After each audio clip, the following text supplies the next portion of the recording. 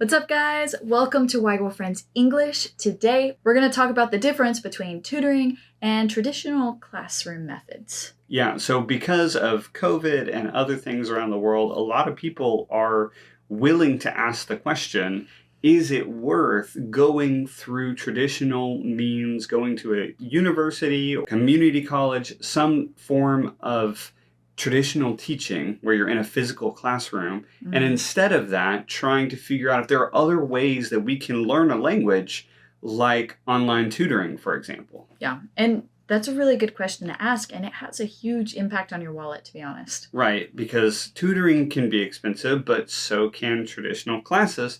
So the question that we have today is, what's the difference? What's the difference between a tutor and some other methods? And some of those pros and cons in there for each one, because inevitably, I think it really does come down to your means, but also who you are and how quickly you need to go and whether you thrive around a bunch of people or you learn better alone. There's a lot of different things that goes into this. So Right.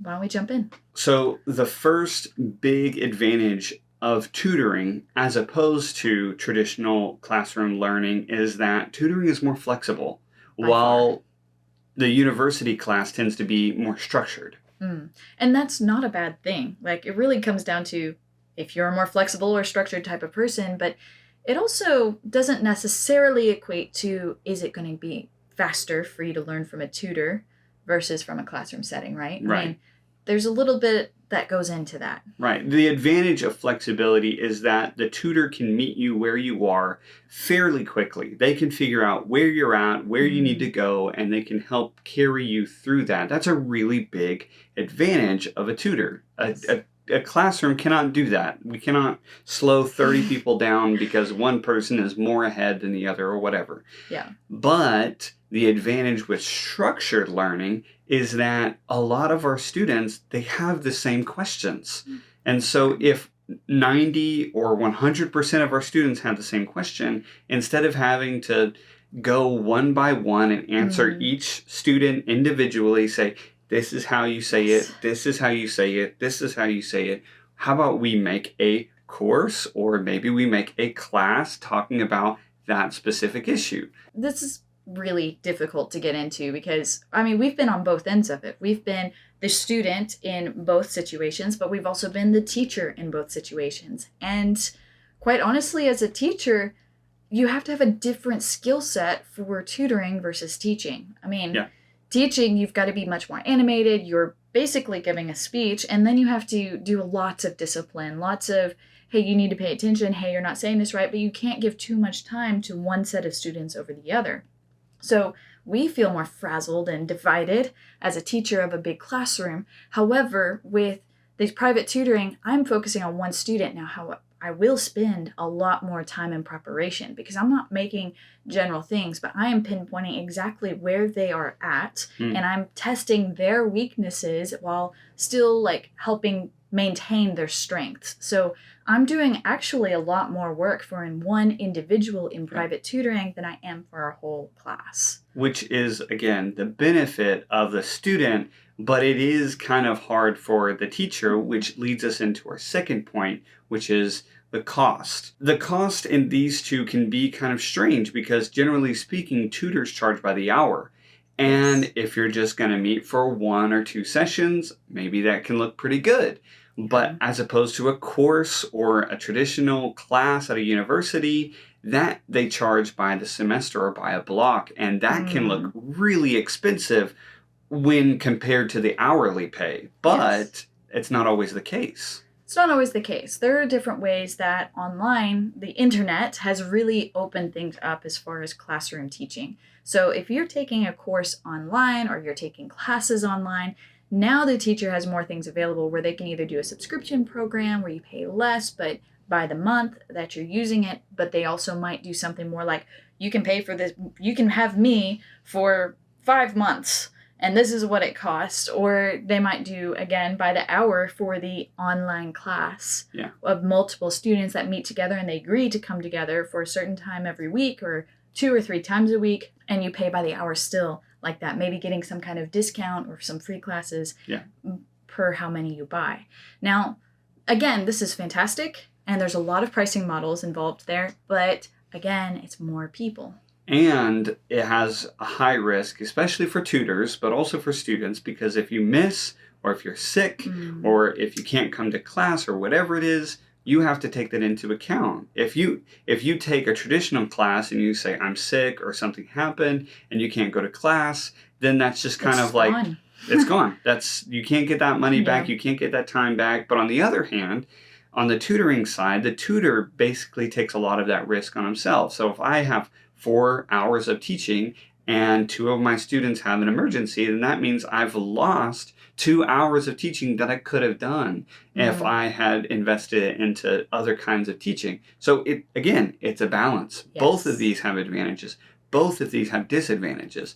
The question is where are you? The last one comes down to personal versus organizational. So this is very true to how my wife and we learn different ways. So I love the fact of learning can be social, it can be personal, and I love surrounding myself with things and with people and interactions.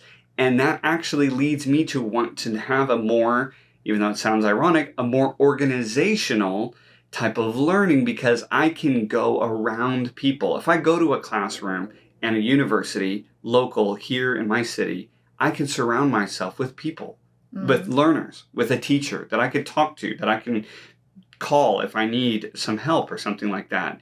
But if you're studying just by your person, if you're studying by yourself, self-study, or by one-on-one tutoring, for example, then it's a little bit different.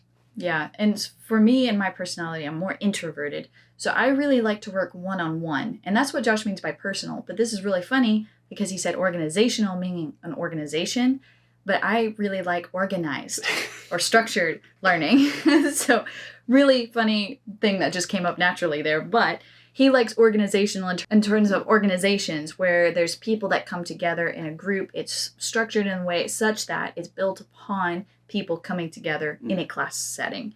I prefer organized, structured, personal learning. So I prefer working one-on-one, no more than 2 other students in the class.